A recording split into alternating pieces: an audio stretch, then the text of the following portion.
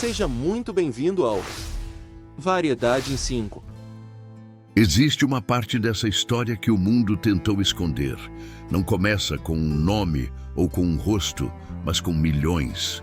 Uma mulher entre elas, arrancada da terra natal, enfiada à força no navio que atravessava o oceano como um bicho faminto.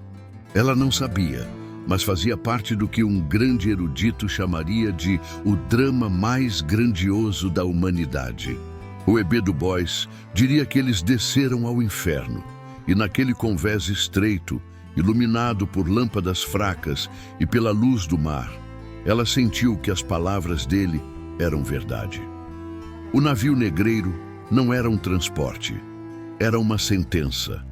Era a ponte entre o mundo que ela conhecia e o abismo que a aguardava do outro lado do oceano. Enquanto o navio avançava, ela percebia que não estava sozinha.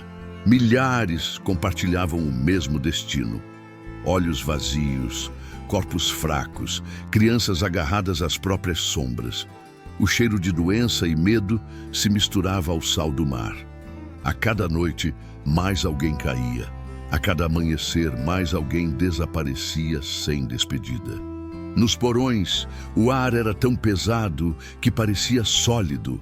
Eles tentavam respirar, mas a escuridão lhes roubava o fôlego. O ranger do casco ecoava como uma prece quebrada. A cada balanço do mar, ela sentia o corpo dos outros pressionando o seu, todos amontoados, como se fossem menos que humanos, como se fossem apenas números em um caderno de lucro.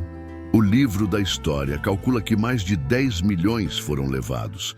Ela era um número entre eles e sabia que muitos não chegariam. O mar engolia sem piedade.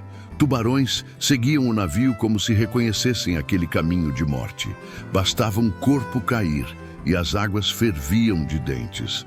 Ela ouvia o tumulto e fechava os olhos. Os marinheiros falavam de perdas como quem fala de carga molhada. Diziam que era normal, parte do negócio. A cada morte, o navio seguia sem pausa. Quando a mulher ouviu isso pela primeira vez, sentiu o estômago se revirar. Não por medo da morte, mas por perceber que ali ela não era vista como viva. As páginas da história contam que quase 2 milhões morreram no mar.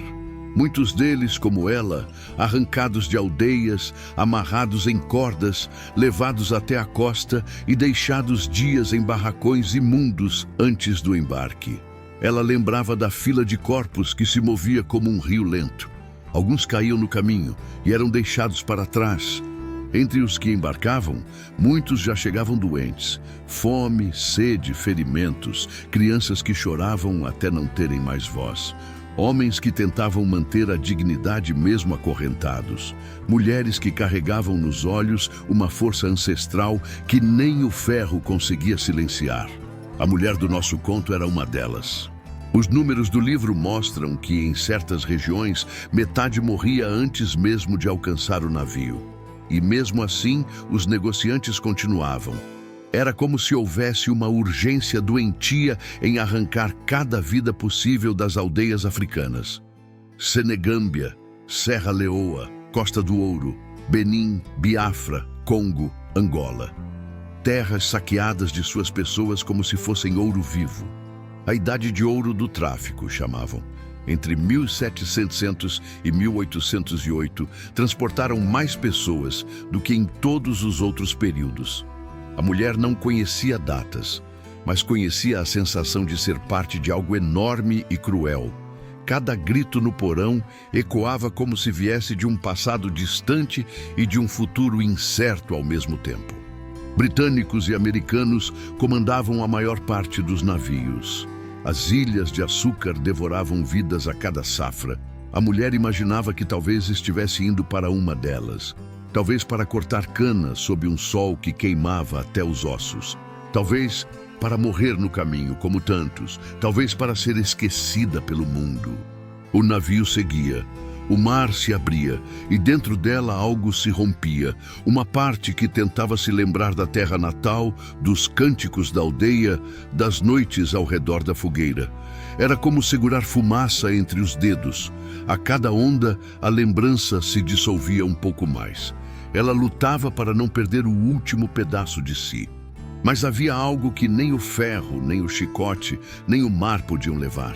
A voz. Não a voz do corpo sufocada pela dor, mas a voz da alma. A mulher respirou fundo e percebeu que carregava uma memória que nenhum navio poderia afundar. Era a memória dos que vieram antes, dos que resistiram, dos que sobreviveram. E é por isso que essa história precisa ser contada, porque cada vida levada naquele navio deixou um rastro no oceano, cada grito deixou um eco, cada alma deixou uma marca que ainda pulsa no mundo. Se você chegou até aqui, comente o que mais te tocou, deixe um like e se inscreva. A próxima parte dessa jornada já está no horizonte.